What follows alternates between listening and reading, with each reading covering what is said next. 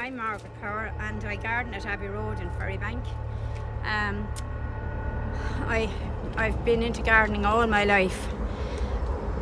I grow a lot of shrubs, trees, herbaceous perennials. I'm basically very much a plants person. I decided, I won several awards over the years with Waterford Corporation as it was then, but since the City Council changed, there's no garden competition, which is a shame because it did bring up the standard of gardens. A few years, all over the years I've had open days for different charities depending on what was going on in my life at the time. My husband had heart problems. We raised money for rehab. Then he had diabetes and we raised money for Diabetes Ireland. And then in recent years I've raised money for both the Helping Hand in Waterford and the local St. Vincent de Paul. All casual visitors I give the money for St. Vincent de Paul. So do you want me to bring you a little walk around now, and I'll show you some things that are still interesting.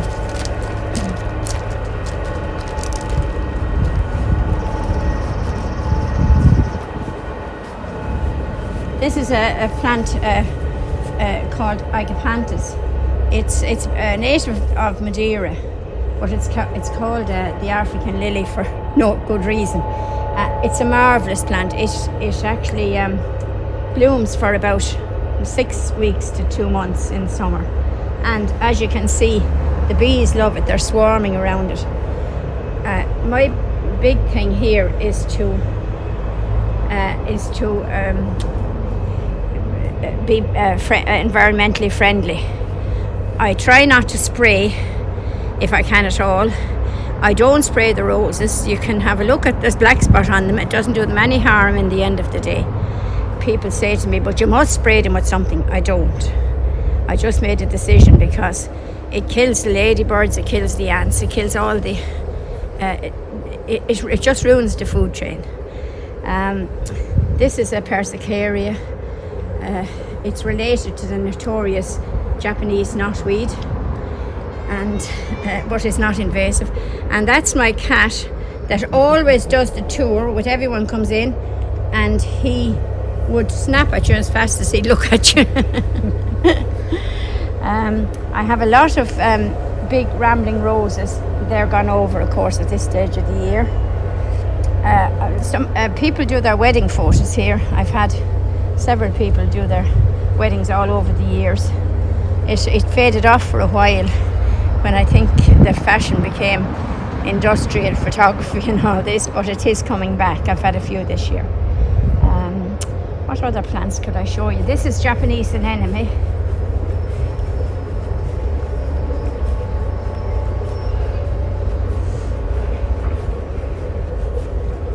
And it looks good with this, that's a giant oats. That grass is a giant oats. So the Japanese anemone looks good. They say you should plant that giant oats so that you can look through it. And the anemone is coming through it. Grasses are good because you have them into the autumn. This plant is indigofera, which is the one that the Indians got their indigo dye from. That's where indigo dye came originally. Not from the flowers, surprisingly, but from the leaves. They boil the leaves. So I haven't tried it. What else is there in here? This big plant here is called acanthus, and it's good when it stands up. This year is standing fairly well, and the leaves are like the acanthus leaves that from architecture that they put on the top of Greek pillars, things like that. And this is another persicaria or knotweed related to the one up there. I grow cottage garden plants like the phlox, like the pink phlox over there, and they're very rewarding. They don't snug snails, nothing affects them. And that tall tree is interesting, that tall skinny one, because it's a ginkgo biloba, and that's the one that the ginkgo biloba drug is derived from. So we'll go another bit.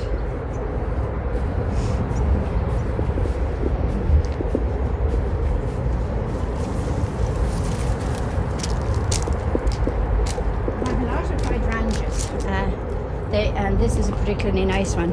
It's called Strawberry Fraise, and it colours, as you can see. It starts white and it comes out pink. I want to show you my pride and joy. This is the wedding cake tree, and it's so called because it grows in tiers like a wedding cake. And that's a particularly good specimen, even though I said myself it's a really good one. It has fruit, flowers and fruit area around. Some of the hydrangeas were here when we came to live here 42 years ago. And they're still going? And they're still going. God. Yeah. That's some size grown, isn't it? Yeah, yeah. They like wet, but they don't like all this rain. Yeah. So I try to keep it sort of casual, the garden, you know. I don't like straight lines and manicured gardens. It's basically a farmhouse garden. This was a farmhouse, and it's basically a farmhouse garden. And that's the yard where I do a cup of tea for visitors. And there's roses, but of course they're all gone over now. There's a couple of roses here in bloom. That's another Japanese anemone, like the white one out the front. That's pink.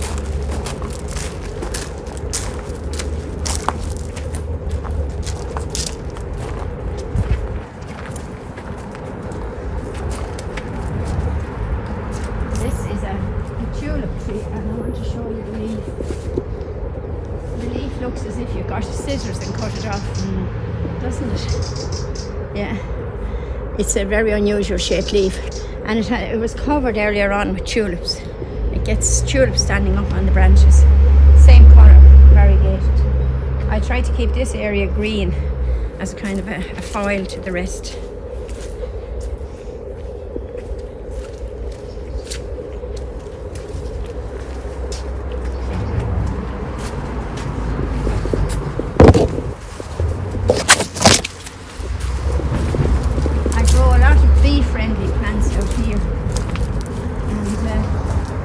Butterflies. I do the butterfly survey for the biodiversity, which means I come out at a certain time, any time, and give a quarter of an hour and count the butterflies I see, and then just log it in that night. See the grass here.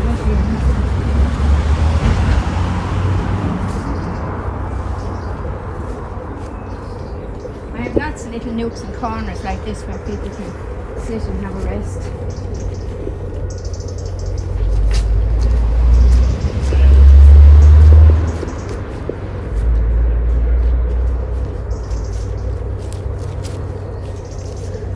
I have a little wildlife pond in there, and it's basically just for frogs. I don't have fish in it. I get frog spawn every year, and I have lots and lots of frogs in the garden, and they eat the snails, so I don't have to use slug traps. See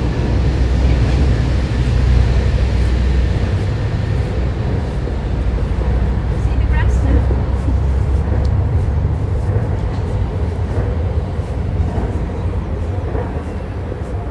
Up here I have a little woodland area.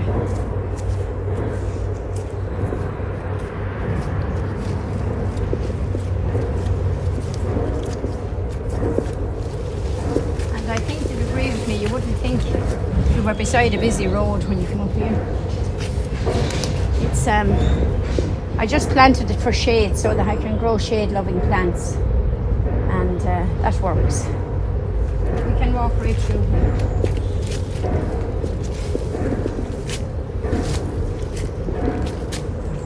Just watch your step. This is a big hydrangea that loves shade. The leaves are absolutely huge on it.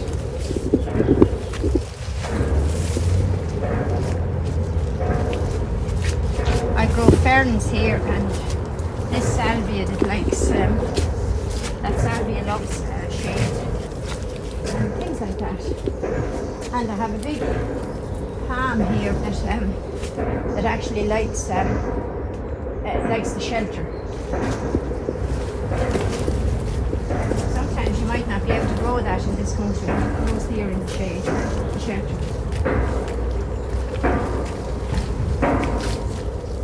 Mind their heads here.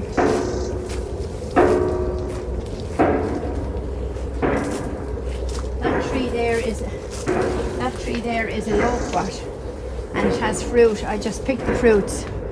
It's a native of I think Syria and those sort of places, but does well in that corner. More phlox here, and this is an interesting plant. It's an itea or itia, and the fronds, they're the flowers hanging down. It's particularly good this year. Why it must have liked the weather.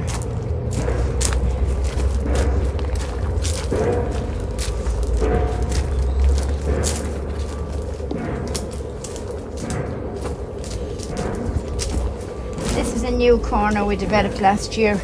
My granddaughter gave me that little thing about every day, and I thought I'd put it up and we'd have something good in every day here, just for having a little rest.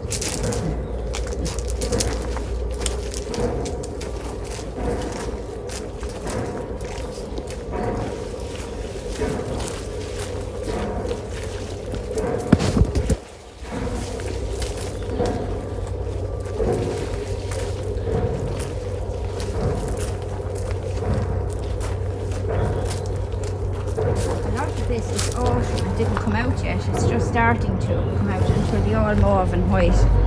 And this is another grass called transparent, which I think is very well named. So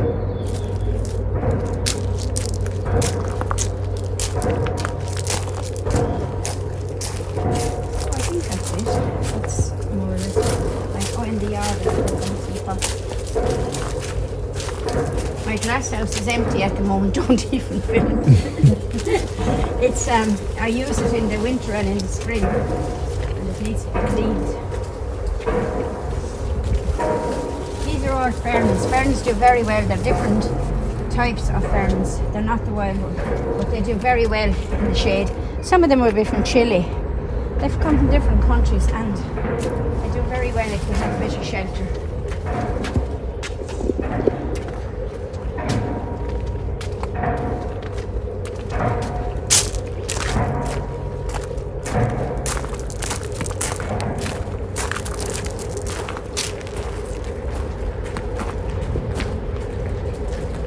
I have my more tender and precious things here in pots, like this aeonium, that bit black aeonium, which again would be a native of Madeira, and it has to be taken in winter. So I only open by appointment because I have to be here to show people around, but you can contact me at any time on 087 2209 026 and help the local St. Vincent de Paul in the process. Thank you.